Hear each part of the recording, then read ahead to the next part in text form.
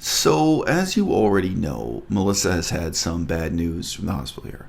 I can't even really call it bad news, but we have a diagnosis that finally resolves unanswered questions that we both had leading up to that point. It was obvious that Melissa had an underlying hormonal problem, and what that was and why that was wasn't known. But just in the couple days leading up to going to the hospital, through sheer speculation and hypothesis, we actually came to the same conclusion. So the problem was before that the other medication she was on without a diagnosis was successfully suppressing the symptoms of her illness. So in a sense, that's good news. You can come to the correct conclusion for the wrong reasons. She was on the right medication, but for the wrong reasons, so to speak. The doctors didn't know what was wrong with her. And that gave you 10 years of good quality of life, more. So for more than 10 years, she benefited from the medicine she was on, unbeknownst to her and unbeknownst to everyone what her condition was or what her problem is. But now that we know what the problem is, it does seem inevitable that she would go back to Detroit to get some more tests done. So really, these are blood tests looking at specific hormone levels, this kind of thing. Now, I don't know how long that would take. Maybe 1 month, maybe 3 months. There's no reason to think that would be a 6-month ordeal. Melissa might as well make of it an opportunity to obviously see her parents, but maybe she'll see her brothers, plural, or her brother's kids or whatever. Maybe she'll, if you're going to be there anyway. But it seems necessary that we now tell the jobs she's applying for that she's not really available for those jobs. And that, in the next couple of months, she's going to be going back to the States to deal with a health problem or health emergency or whatever you want to call it, to try to pin down the details of the condition and the details of what the best course of treatment is. But it's genuinely possible that Melissa will just start taking again exactly the same medication she was already on before this whole adventure began, which is okay. We already know that works, and that gave you more than 10 years of good enough health. It suppressed all the symptoms you're currently having. So,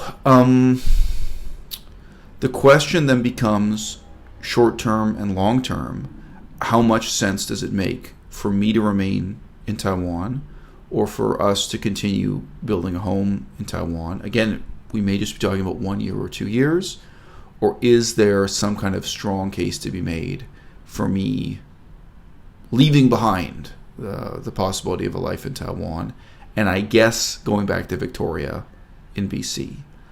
I have to tell you, currently, I find it very hard to talk myself into going back to Victoria. The only reason for me to go back to Victoria is to go back to classes at University of Victoria there, which is already hard to talk myself into. It's bad. It's a bad situation, short term and long term. It's a lot of money. And let's be clear, it's Gaylord's money. They would have to. It's basically impossible to pay less than $1,000 a month in rent in Victoria. Again, the way to pay lower rent is to split an apartment with 3 people or something. Okay, good luck. Good luck at age 40 or 41, as I'll be by then. It's not really possible. Not really possible for me to have a roommate. Anyway, especially not as a vegan, especially not all these other factors. So no, it's a lot of money for very little outcome and basically zero employment opportunities. And also, it would more or less force the end of this relationship. It would force me and Melissa to break up, or us to have a very long distance, very infrequently seeing each other relationship. So if I go back to Victoria to go back to UVic, it's if not terminating this relationship, it is going to put this relationship on hiatus for a long time to come.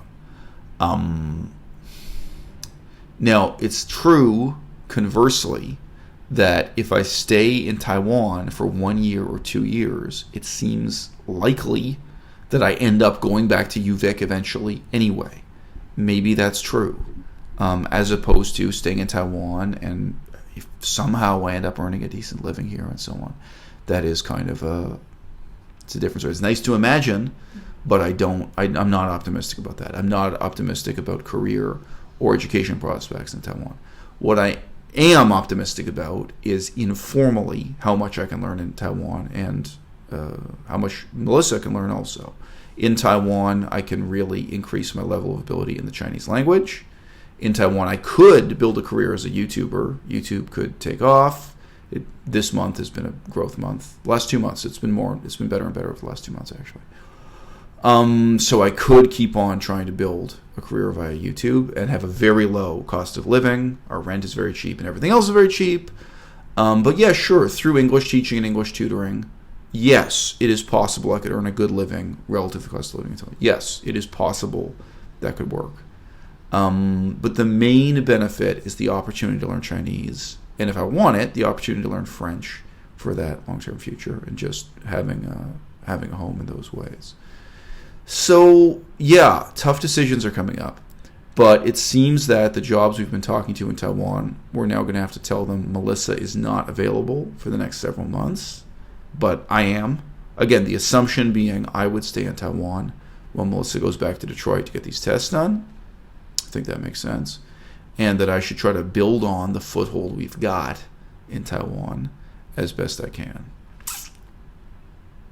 It's leaving out some of the details. There may be more difficulties ahead in Taiwan. But it's very difficult for me to talk myself into the notion that just because Melissa needs some blood tests done in Detroit, that's a reason for me to move back to Victoria. That's not a logical syllogism that for me makes sense.